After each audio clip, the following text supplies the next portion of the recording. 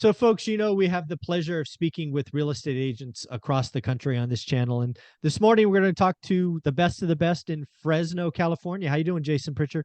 I'm doing great, Zuber. How are you? I'm doing well. It's actually pretty interesting.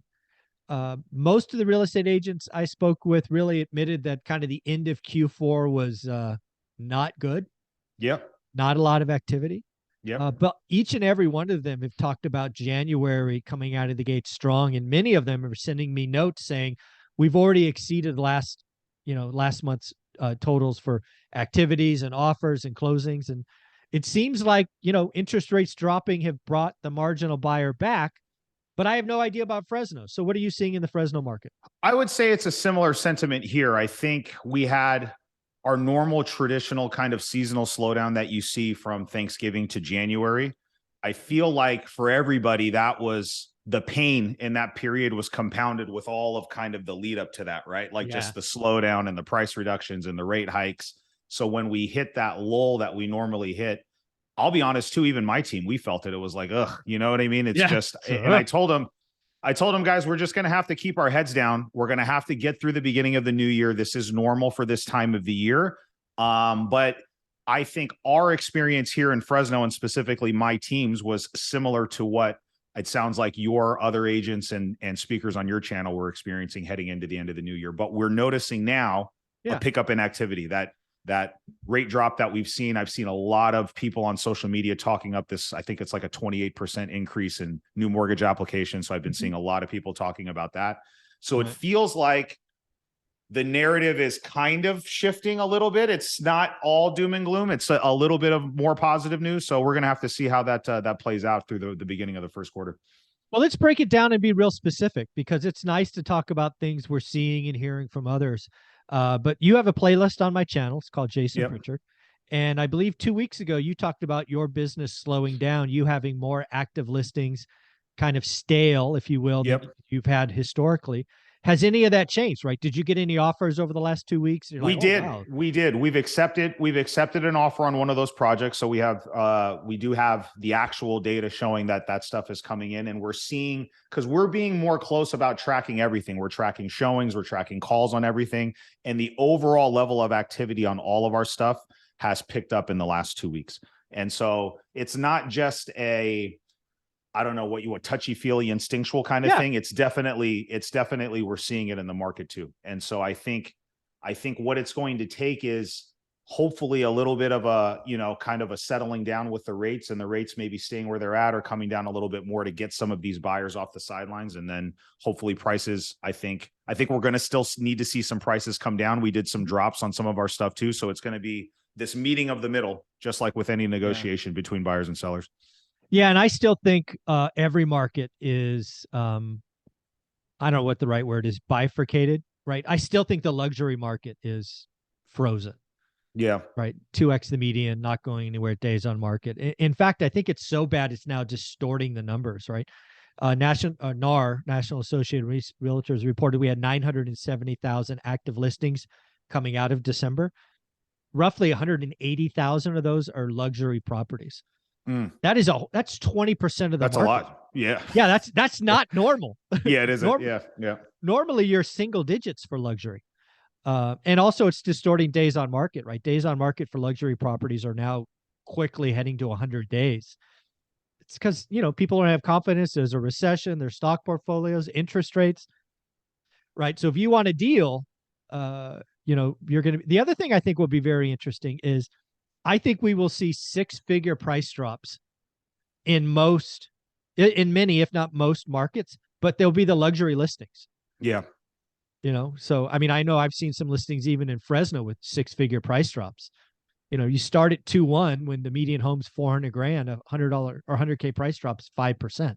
Yeah. And those buyers, and we've talked about this a lot too. I mean, the buyers at that price point typically have options. You know what I mean? They're not going to be like rushing into a decision to buy a high-end home, especially with rates doing what they're doing right now. And they usually have the time and the patience to wait some of this stuff out. So you're not going to see as many rash decisions at that level that you will kind of more with entry-level homes where it's more emotional and they're tied to it. It's a first-time home purchase. So there's a lot of emotions wrapped in it.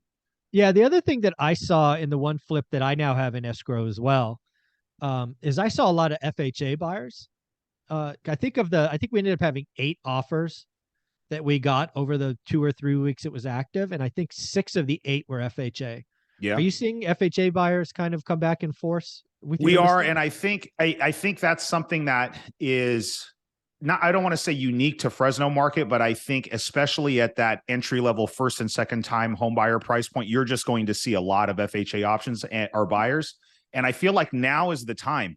A lot of those buyers for the last 2 years have just been getting priced out Run of over. houses. Yeah. Yeah, they just haven't been able to get an offer accepted because, you know, even if they were coming really aggressive, it's just, you know, there's so many other variables involved when you're dealing with FHA. And as a home flipper, you can't even sell to an FHA buyer if you've bought and sold it within 90 days, right? So it creates another extra wrinkle, right? So I think now is the time for those FHA buyers to get off the sideline and get a good deal on a property. And so I think those are definitely going to be out there. What tell me about the one that you guys had. This was your guys' flip, right?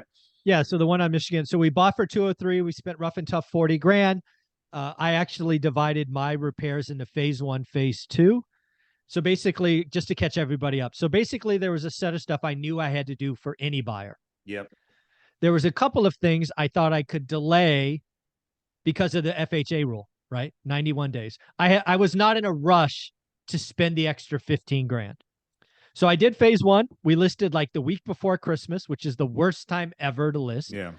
We had 5 or 6 offers. We accepted one. They didn't perform. We kicked them out. We got 2 offers the day it went active, and we've been in escrow since.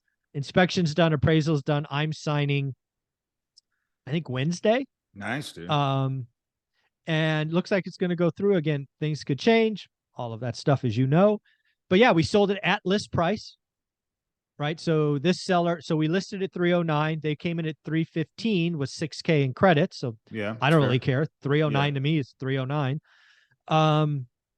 Yeah. So again, all these crash bros saying you can't make money in real estate. I told you could between Thanksgiving and Christmas. I've got 2 proof points. You just got to buy it right. You just got to buy it right. And you make your money when you're buying, not, closing on a home doesn't guarantee anything.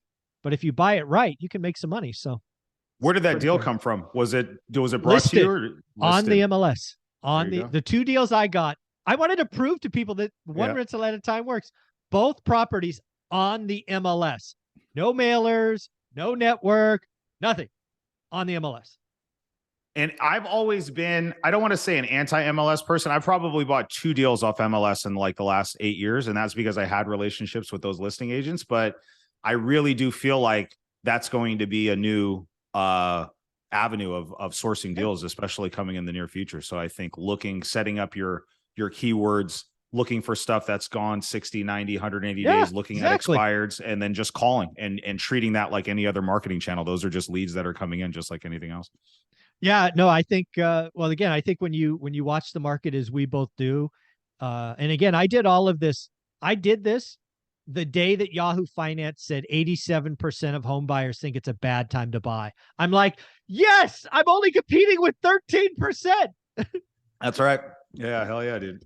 Yeah. So again, just living by evidence. So we'll actually report the final numbers once it's closed because, I don't like counting the money until it's actually in the account. There. So, it is. And we've been having issues, and it sounds like you experienced this the first time too. A lot of the stuff that we have, buyers aren't able to perform. Something happens with their lending or something happens in the inspection they or get whatever. Scared right? or whatever. Yeah. So now especially is the time not to count the money until escrow is absolutely closed. So yeah. Yeah. What's the worst case scenario for me? It turns into a rental. Oh, shucks. That's right. Yep. That's well, Jason, if somebody wanted to follow you, reach out, be a part of your team, buy something in Fresno, how would they reach out to you? Absolutely. The best place, and we haven't talked about this, but now's as good a time as any, man. We actually have been spending a long time building out a new website for me. And so I feel like that's going to be where I would like to interact with people moving forward. So if you guys want to just go to my website, jasonpritchard.com, there's a lot of free tools and resources on there, opportunities to do private lending, opportunities to JV on deals, all of our documents, our contracts, our scripts, everything that's on there uploaded for free, guys. So feel free to go onto our website, check it out. I'd love to hear your feedback. Reach out to me if you got any questions. So just so I'm clear, right? If one of my followers goes there today, which I'm going to encourage everybody to do, is there a contact you or something button? I want people to say, hey, I came to hear from one rental at a time. Yeah, yes, yeah. When you go in, you can click on any of the buttons and there's a contact me button and it'll Awesome. prompt you to just sign up for the website. And then I will reach out to you personally. Be happy to answer any questions that your viewers have.